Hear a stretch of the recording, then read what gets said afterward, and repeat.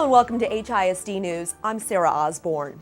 Thousands of HISD students learned more about options available to them after high school by attending the Houston National College Fair.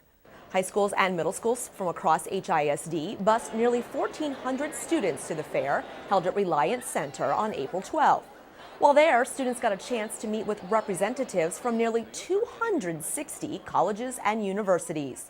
Schools at the fair included public and private schools from all over Texas, the U.S., and even from countries overseas. We're pretty much asking every college I've been to, like, what is the criteria to go into the school?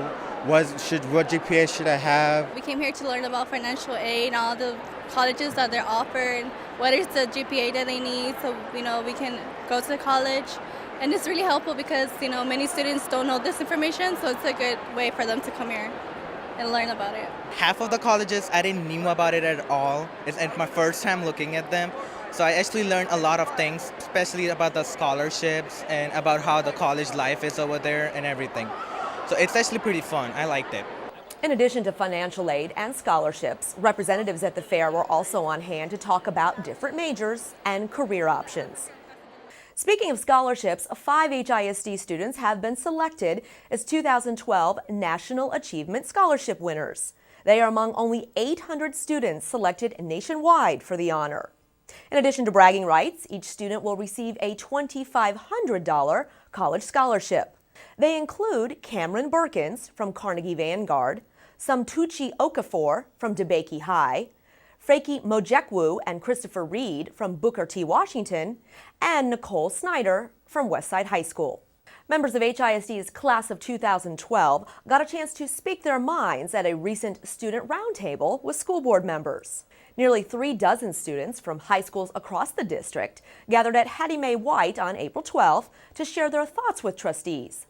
The students weren't shy about speaking out and brought up a number of issues, ranging from advanced placement classes to the bell schedule. I really enjoy the roundtables. I think it's a really good way for HISD to let students voice their opinions. I feel that it's very important to have board members hear our opinions and get a good feel from a big pool of students from the various different schools across the town. They're our client.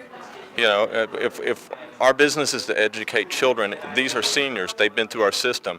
Let's find what's good and what's bad, fix the bad, and strengthen the good. After their discussion with students, board members gathered for their monthly meeting to consider several district issues. Among them, trustees voted to approve a 40-hour, 4-day work week this summer for district employees. They also approved for the district to continue paying the advanced placement and international baccalaureate exam fees for all students enrolled in these college-level courses. One of HISD's most important initiatives is to ensure that there is an effective principal in every school. To help achieve that goal, the district has created an internal pipeline to grow future leaders from within. Any questions? After teaching at Jones High School for the last 9 years, Opal Harrison says she's ready for a new challenge. I want to be an assistant principal, eventually become a principal, and then from there, hopefully that'll take me further up in education. Harrison is one of nearly 100 members of HISD's leadership cohort, a pipeline designed to foster and grow future HISD leaders from within current staff. We have everybody from teachers here to veteran assistant principals. At a recent meet and greet event at district headquarters, Harrison and her fellow cohort members got a chance to mingle with existing HISD principals and school improvement officers. One of the goals of this event is to give our candidates FaceTime with these hiring managers so that they will come to us first when they have vacancies. Very nice to meet you. Same here. Nice to meet you.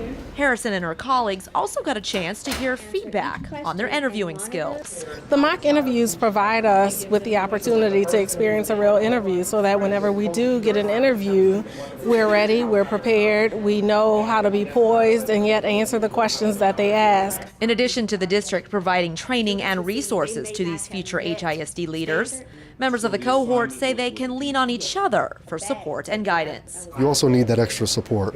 So you have other people that are going through the same same experience as you are, so there's a built understanding within that team and that cohort. I think together we've all learned a lot from each other, and we've learned what we need to do to be successful in obtaining the position that we want to secure. The recent meet and greet event couldn't come at a better time, as several HISD schools are looking to fill vacancies. You know, we have numerous openings every year in the principalship, and these guys have been getting a great experience from our departmental staff, plus other folks that help us, and we think they're ready.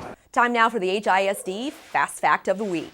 Did you know that HISD now has 6 elementary schools that are designated as International Baccalaureate World Schools? Harvard Elementary just recently received word that they can officially offer the IB Early Years program.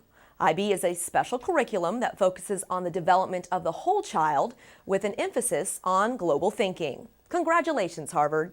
That's it for this edition of HISD News. You can stay up to date with all the news happening at HISD by visiting us on Twitter, YouTube, and Facebook. We leave you now with music from the choir at Poe Elementary. I'm Sarah Osborne, and I'll see you next week.